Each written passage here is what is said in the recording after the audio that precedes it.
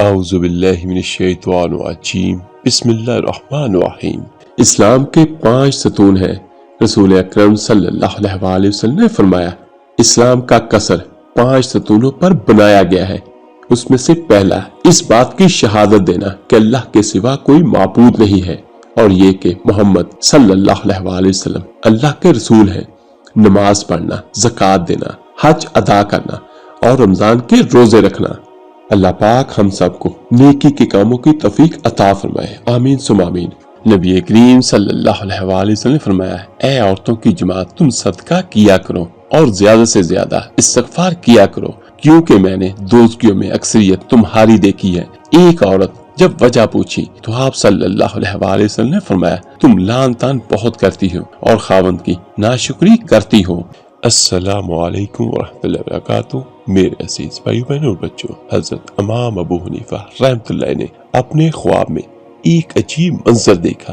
وہ کیا دیکھتے ہیں کہ ایک سور ایک درخت کو کاٹ رہا ہے اور اسے گرانے کی کوشش کر رہا ہے، حتیٰ کہ اس درخت کی ایک چھوٹی سی شاخ آتی ہے اور سور کو مارتی ہے، جس کے بعد وہ سور ایک نیک بندے میں بدل جاتا ہے جو اس درخت کے نیچے بیٹھ کر اللہ پاک کی عبادت کرنے لگتا ہے۔ جب حضرت امام ابو حنیفہ رحمۃ اللہ بیدار ہوئے تو فوراً اپنے استاد اور معلم شیخ حماد بن سلمان کے پاس اس خواب کی تعبیر کے لیے پہنچ گئے۔ میرے عزیز بھائیو بہنوں اور بچوں، یاد رکھیے گا کہ اللہ پاک کے نیک بندے اور بندیوں کو جو خواب آتے ہیں ان کا کوئی مطلب ہوتا ہے، کوئی معنی ہوتا ہے، ان میں کچھ اشارے ہوتے ہیں۔ یہ دیکھیے کہ جس وقت کی بات میں آپ کو بیان کر رہا ہوں، اس وقت حضرت امام ابو حنیفہ رحمۃ اللہ کی عمر صرف 12 سال تھی۔ جب وہ اپنے شیخ کے پاس پہنچے تو دیکھا کہ وہ شدید غم اور فکر میں مبتلا ہے۔ حضرت امام ابو حنیفہ رحمۃ اللہ اپنا خواب بھول گئے اور اپنے شیخ سے پوچھا، یا شیخ آپ کیوں غمگین ہیں؟ میں آپ کو پریشان دیکھ رہا ہوں۔ تو حضرت شیخ حماد رحمۃ اللہ نے کہا، اے ابو حنیفہ، خلیفہ نے مجھے بلایا ہے تاکہ میں ان کے ملحدوں سے مناظرہ کروں، ان سے جو اللہ پر ایمان نہیں رکھتے اور کہتے ہیں کہ فطرت کا کوئی خالق نہیں۔ یہ ایک عظیم معاملہ ہے، کیونکہ ہم اللہ پاک کی ذات کی حقیقت کو مکمل طور پر نہیں جانتے کہ اس پر مناظرہ کریں۔ تو ان کی بات سن کے حضرت امام ابو حنیفہ رحمۃ اللہ نے اپنے شیخ سے کہا، یا شیخ مجھے آپ اپنی جگہ جانے دیں۔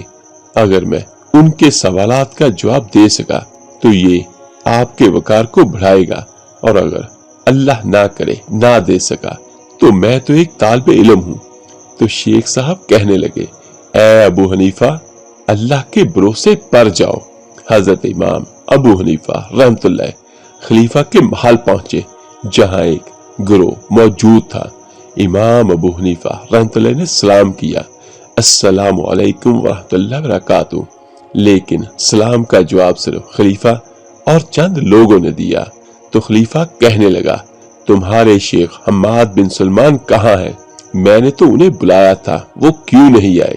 تو امام ابو حنیفہ رحمۃ اللہ کہنے لگے، میرے شیخ نے مجھے اپنی جگہ بھیجا ہے۔ پھر امام ابو حنیفہ رحمۃ اللہ ان لوگوں کے درمیان بیٹھ گئے اور ان سے کہا کہ وہ اپنے سوالات پیش کریں تاکہ وہ ان کے جوابات دے سکیں۔ تو ملحدوں کے سردار نے کہا، اے ابو حنیفہ، تمہارے شیخ کیوں نہیں آئے؟ کیا ان کے پاس کافی علم نہیں تھا کہ وہ ہم سے مناظرہ کریں؟ امام ابو حنیفہ رحمۃ اللہ کہتے ہیں، میرے شیخ علم کا ایک درخت ہے جو علم کے پھل دیتا ہے، لیکن تم ان کے قابل نہیں ہو کہ ان کے ساتھ بیٹھ سکو۔ تو خلیفہ کہنے لگا، آئیے مناظرہ شروع کرتے ہیں۔ مناظرہ ملحدوں کے سوال سے شروع ہوا تو وہ کہنے لگا، اے ابو حنیفہ، کیا تم نے اپنے رب کو دیکھا ہے؟ تو امام ابو حنیفہ رحمۃ اللہ فرماتے ہیں، سبحان اللہ، میرا رب ایسا ہے کہ آنکھیں اسے دیکھ نہیں سکتی، لیکن وہ آنکھوں کو دیکھتا ہے۔ تو ملحدوں نے کہا، ہم ایسی باتوں پر یقین نہیں رکھتے، ہمیں فطرت سے مثال دو۔ تو امام ابو حنیفہ رحمۃ اللہ کہتے ہیں، یہ مثال لیجئے، اگر آپ کسی کے پاس ہو جو موت کے قریب ہو जब वो मरे तो उसके जिस्म से क्या निकलता है? तो वो कहने लगे उसकी रूह निकलती है। तो हजरत इमाम अबू हनीफा रहमतुल्लाह कहते हैं जब उसकी रूह निकलती है तो क्या आप उसे देख सकते हैं? नहीं। तो उन्होंने कहा नहीं।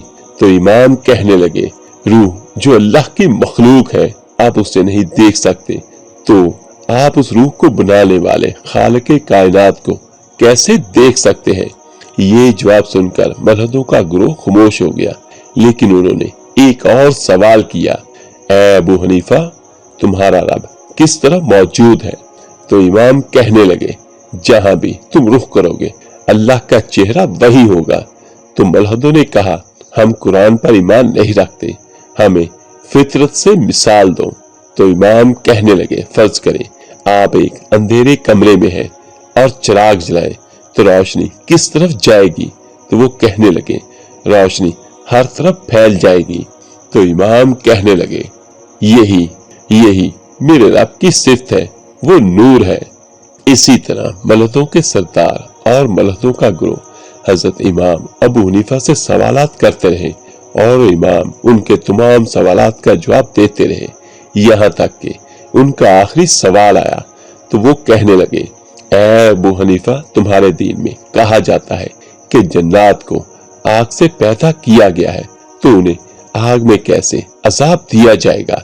तो इमाम कहने लगे ये सवाल फितरत की मिसाल के जरिए समझाता हूँ। फिर इमाम बाहर गए और जमीन से एक मिट्टी का ढेला उठाया और एक मलहद के सर पर मारा। तो खलीफा ने कहा ऐ अबू हनीफा ये तुम क्या कर रहे हो? तो इमाम कहने लगे ये महज एक वजाहत की मिसाल है, ये ढेला मिट्टी से बना है, लेकिन देखिए कि मिट्टी ने मिट्टी को तकलीफ पहुंचाई, इसी तरह अल्लाह जन्नात को आग से अजाब दे सकता है।